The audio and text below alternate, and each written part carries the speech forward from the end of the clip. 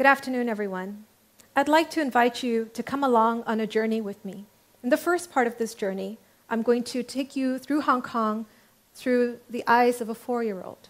So my son loves riding the trains in Hong Kong.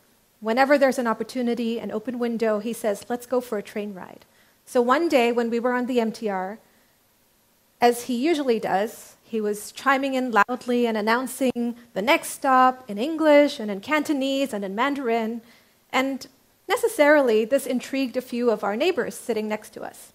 One lady sitting next to him, a Chinese woman, looked at him and asked him, "Where are you from?"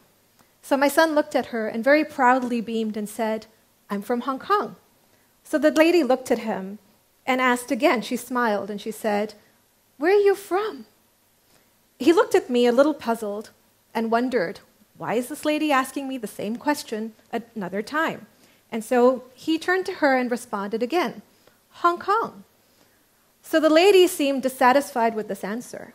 And so she asked, looking at him, "Where's your mommy from?" hoping that maybe this might elicit the honest truth or a different answer. So he looked at me and a little flustered and wondered what to do.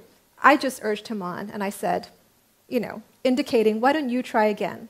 And so he looked at her and he said, "My mommy's from Hong Kong too." So at that point, I leaned in and I looked at her and I asked her, "What do you really mean to ask?" And she said, "Where are you from?" And I said, "Hong Kong." And I said, "If that's not sufficient, my parents are from Hong Kong too. I'm a 3rd generation, and this little boy here, he's a 4th generation Hong Konger." She seemed dissatisfied still, and she proceeded to ask me, "But where were you born?" And so goes the story of most first encounters for Hong Kong's ethnic minorities if you look like me. The question, "Where are you from?" as innocuous as it may seem, is not really the question people mean to ask. It is, however, a proxy for a different question. And that question is, what are you doing here? And what brought you to Hong Kong? And the first encounter leads people to judge by appearances. So people look at me for my color, they'll listen to my speech and try to peg whether I have an accent, and they'll try to place me in my natural context. What is my natural context? My cultural, my religious, or my natural national context? And you start from this presumption when you look like me. The presumption is that you cannot be from Hong Kong because that context is one where you would normally see or expect to see someone who is Chinese. And I'm not Chinese, right? I don't look Chinese, at least. And so these are called racialized encounters. The questions are designed to displace the other. In one fell swoop, no matter that I'm from a family that is 3rd or 4th generation, no matter that my family might have arrived in Hong Kong before the person who is asking the question, before their family arrived in Hong Kong, and no matter that I'm a naturalized Chinese person or that I speak fluent Cantonese, or that I have had no other place apart from Hong Kong that has been my forever home, it does not matter. What matters is that someone else out there wields the power in one moment to cut off my ties to the only place that I identify with, the only place that feels like home to me. And that enables them to paint me in just a moment as an outsider and tells me that I do not belong. So, why does this happen? This happens because of the 3 F's: fiction, fear, and fragility.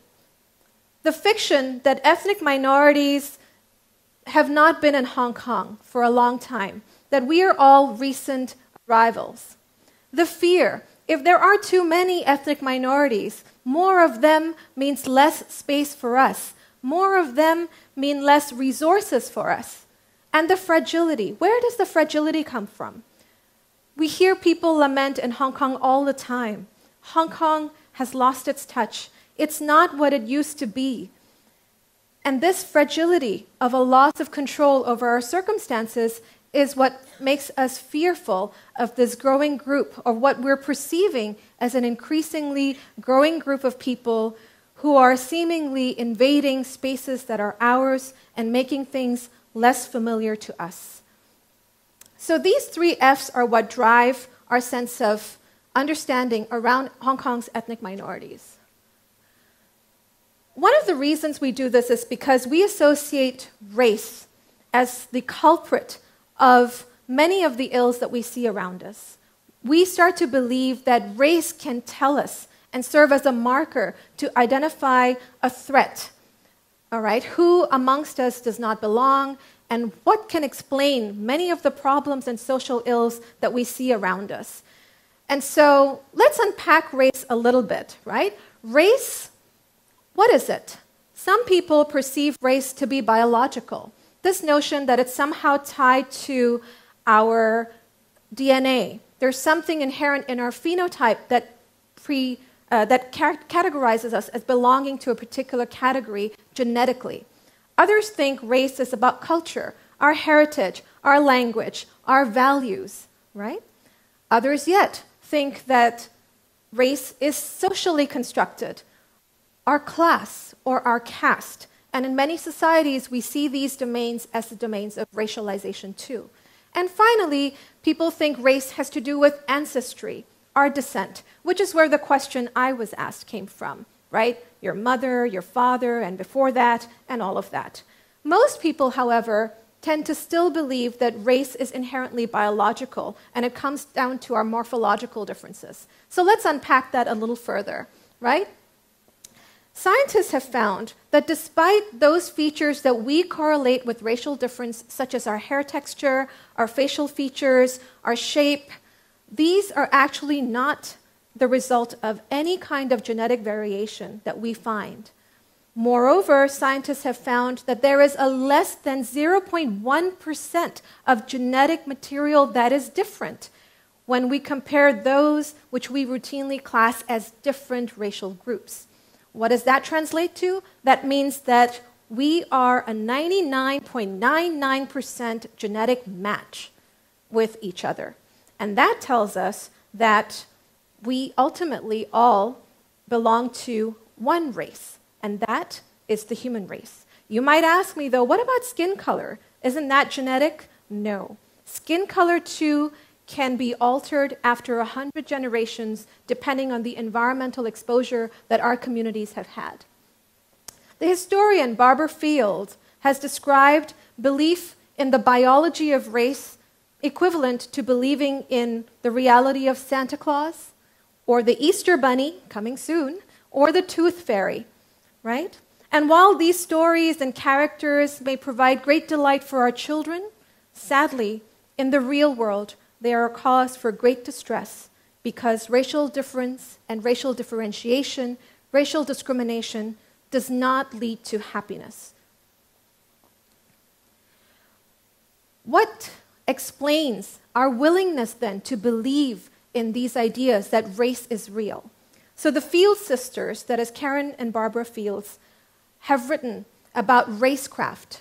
Racecraft is something that works akin to witchcraft. So in the olden days, many women were hunted out of villages because of things that were going wrong. And people embarked on a witch hunt, believing that they were responsible for many of the social ills that plagued their villages and their communities. And this witchcraft, or the offense of witchcraft, was elevated to enable people to hunt such individuals down and to convict them, to punish them, and even condemn them to death. So too is the story of race. Race, as we just saw, is not a real thing. It is something that has been socially constructed. It has been historically and politically utilized in order to drive a particular narrative around a certain group of people. Those groups have changed over time, as in who the target is, but the tropes and the tactics have remained very similar. All we need to do is reflect and think hard about this. Ultimately, the reason behind the racialization of what we see is the struggle for power between groups and within groups. Rape has been bandied about as though it is real, because it sounds like it is a very reasonable and plausible explanation, just like witchcraft was in the olden days, for all the things that we see that is unfamiliar, unacceptable, and causes us to be fearful. These are the ways in which race is being used. Race is not responsible for racism. In fact, race disguises the real culprit. The real culprit is racism. And racism needs race in order to explain the status quo that we have. So, does racism occur in Hong Kong? Is it even relevant here? There are a few stories that tell us that race is very significant as a marker for you in Hong Kong. And if you're of the wrong color, it is particularly a problem.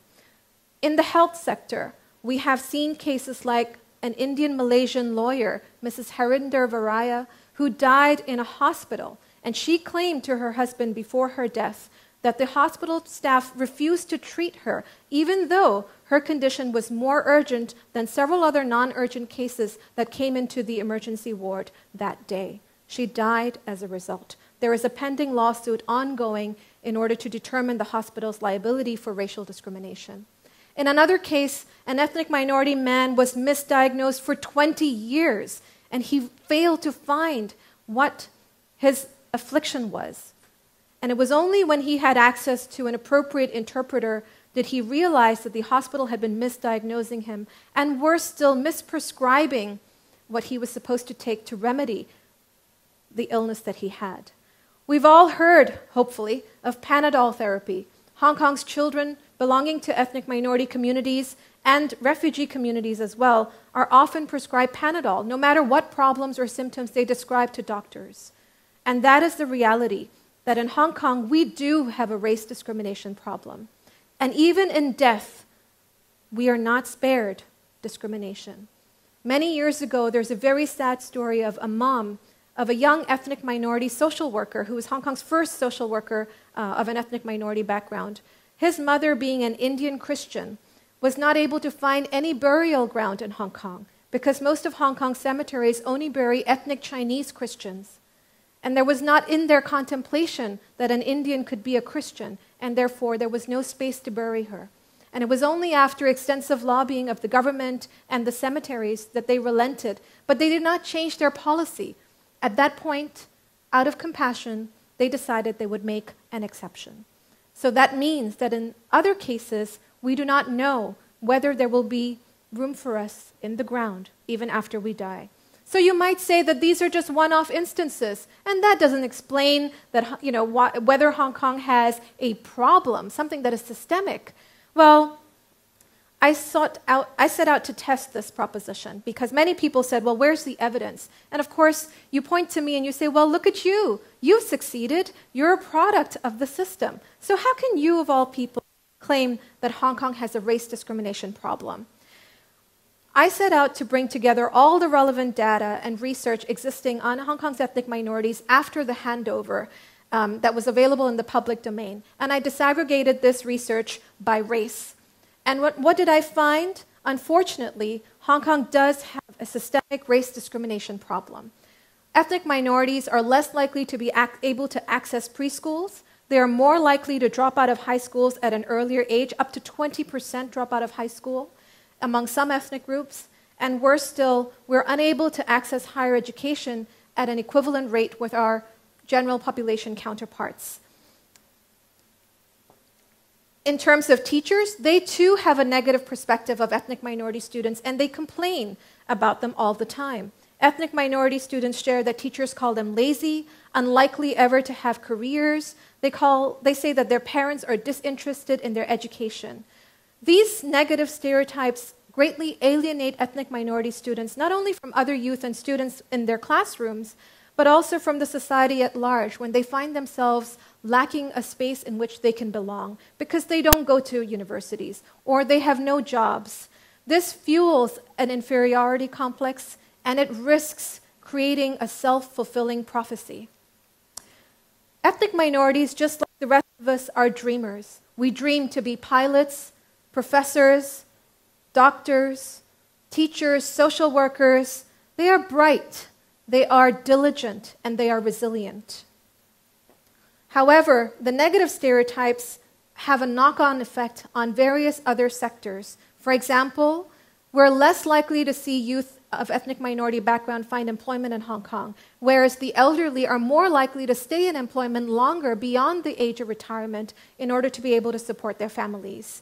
And this leads to an over-concentration of ethnic minorities in particular professions because of the lack of access to higher education and a language barrier. And this fuels racial povertization as well. We know that intersectional theory, which is a term coined by Kimberly Crenshaw, has shown that when you harbor one identity or multiple identities which are subject to disadvantage, chances are you'll be disadvantaged across the board. So there is a gendered and a raced problem in our poverty as well. There's a racial hierarchy in Hong Kong where brown is at the bottom. There's also internal racial discrimination and hierarchy among ethnic groups. So what do we need to do? We can see that race matters. We cannot say, I don't see race. Race cannot be unseen. We must acknowledge the role of race, recognize that it creates injustices across different sectors, and we must address the issues. A refusal to accept this suggests that we buy into the rhetoric of racecraft. We believe that some groups have themselves to blame for their predicament, and we refuse to acknowledge the systemic nature of racial discrimination and its institutionalization. Our media is not free from this. Media, politicians, and businesses are routinely doing this, and they're successful. We know this from the Facebook Cambridge Analytica scandal. We know this from Brexit and also from the genocide that's been perpetrated in Myanmar. We know this through WhatsApp, where in India messages have been sprawling all over with leading people to commit murder of innocents in the name of political or religious allegiances. Even in Hong Kong, as recently as a couple of months ago, a WhatsApp video circulated of an unruly South Asian man making a big ruckus at the airport, until we discovered that wasn't even happening in Hong Kong. So, recent headlines give us great pause to think about what we believe and what we read. Do we believe everything that we see? In the headlines, we see that ethnicity, immigration status, and criminal activity are often lumped together. There is racial profiling. Note what the data tells us is that there are increasing arrests of Hong Kong's ethnic minorities, but that doesn't tell us what the real problem is. The arrests do not mean that those individuals are convicted of a criminal charge. What that depicts actually is that we have a different problem, that of racial profiling.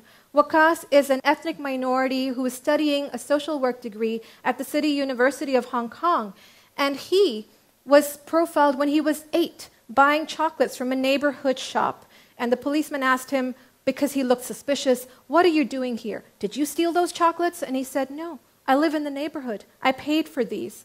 And so even our children are not free from being subjected to this suspicion that is grounded in our color.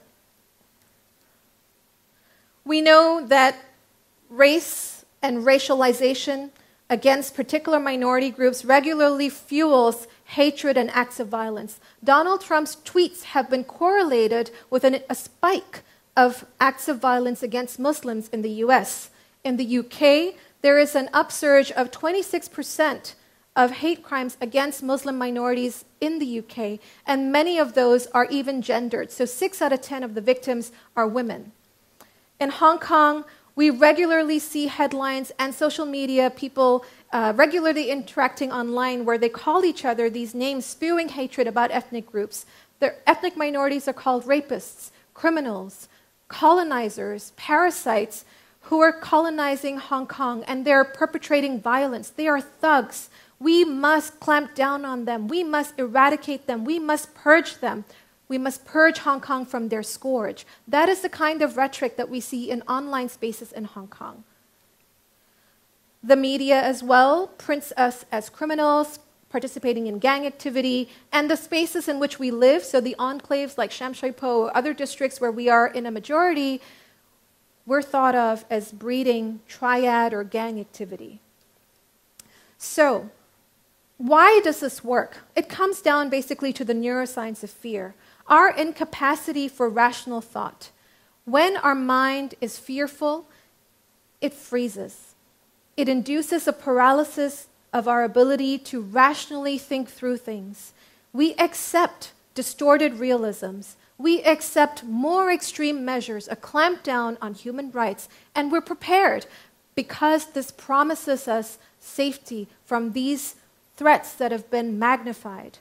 The public manipulation of fears in this way for political gains is an age-old trick. Fear is the toxic oxygen that fans more and more hatred. It attacks all of our freedoms, not just the freedoms of ethnic minorities. And as a tool for public manipulation to fuel our panic, we should be very, very alert. Because although the Muslims may be the canaries to flee the coal mine first, it is only a matter of time before this authoritarianism catches up with the rest of us. Research has shown that repeated exposure to disinformation and misinformation results in our tendency to accept the falsehoods as true. The first time we're exposed to it, we feel a little shifty and a bit uncomfortable. But the more frequently we see these tropes, we start to believe in their reality, and we come to accept them as true. Our systems become immune to these untruths, and panic becomes prejudice, and we're predispositioned to be prejudicial in this way. The unbelievable becomes believed. In Hong Kong, we might think that there is no issue, but this is the unwanted list of Hongkong's ethnic minorities. You can see that ethnic minorities and refugees are the least likely neighbors that we want. The nefarious becomes normal, almost as though by the flip of a switch. First, when we encounter these untruths, we think, oh, how could anyone possibly say something so nasty about somebody? But then slowly, we start to applaud the bravery of the person who was bold enough to talk and speak a very harsh truth and be honest about the problems that our society faces. The switch has been flipped, and we're all now primed. We are primed to be more tolerant and accepting and prejudiced and permissive about prejudice all around us. We are party to this incitement of hatred because we aren't stopping this. So, how can we stop this cognitive illusion from setting in? Daniel Kahneman has a theory about a two-step judgment-making process. We have two systems, System 1 and System 2. System 1 is one where we rapidly associate in an automated fashion and effortlessly all of the information, and we sift it to come to a predisposed judgment. System 2, on the other hand, is slow, it's more calculated, it's deliberate, and it's effortful. We use System 1 to do a lot of our intuitive judgment making. But System 2 knows that System 1's intuitive judgment making can be flawed and may allow us to believe certain erroneous ideas. And so System 2 kicks in to check that our System 1 is functioning properly and sometimes intervenes to correct the System 1 intuitive judgment. Errors of judgment or intuition occur when System 2 fails to check System 1 errors. Our System 1s are under attack. We can see our System 1s having been hijacked already by the priming of our mindsets. Our System 2s are also under threat because we have such wide exposure to these that we can't sift the false from the true. So how can we keep our cognitive illusions in check then? We need to relearn the alternative history of Hong Kong. Ethnic minorities in Hong Kong were among the first to set up the Star Ferry, to make a sizable contribution for the endowment of the Hong Kong University's establishment in 1911, to set up public schools, to serve as members of the Legislative Council in the early 1900s, and to defend Hong Kong against the Japanese occupations. They were among the first to arrive in Hong Kong with the 1st British Battalion. And over the years, thousands have come and served Hong Kong and contributed to make it what it is today. Indians, Pakistanis, Sikhs, Parsis, Filipinos, Indonesians, There's no end to the list of those who have contributed to making Hong Kong great. We should look for people to dispute and to debunk our racist myths in Hong Kong. We should reach out and make friendships across the line, speak to people that we don't ordinarily speak to, try to engage with them and enrich our understanding and learn about their histories and their contribution. Ignorance breeds hatred. Engaging in conversations with others can enhance our understanding and keep these stereotypes at bay. As the post-New Zealand shootings show us, the Jewish and the Muslim communities are very closely engaged with each other and have a far better understanding of each other's realities compared with the white and evangelical communities who have never befriended or been in contact with Muslim communities. So constantly engaging our system 2s and to check system 1 because it needs a reset in an age where fear is being weaponized and we're the unwitting soldiers, the warriors that are participating in this war against the other. Martin Luther King has said that hate begets hate, violence begets violence, toughness begets more toughness. But we must meet the forces of hatred with the power of love. We all keep thinking that artificial intelligence will one day control our brain. But I'm afraid to tell you that we must wake up because it already is doing that. We must review, we must rethink, we must reflect, and we must reset the button on racial hatred. It's on all of us to do this. And the question that I will leave you with is, are you going to be part of the panic and the prejudice? Are you going to have the courage and the compassion to intervene and say no to racist rhetoric? Are you going to help break bigotry? Because bigotry can kill, and we've seen that only just recently. It's on all of us to rise against racism, and the time to do that is now, because our future, it depends on it. Thank you.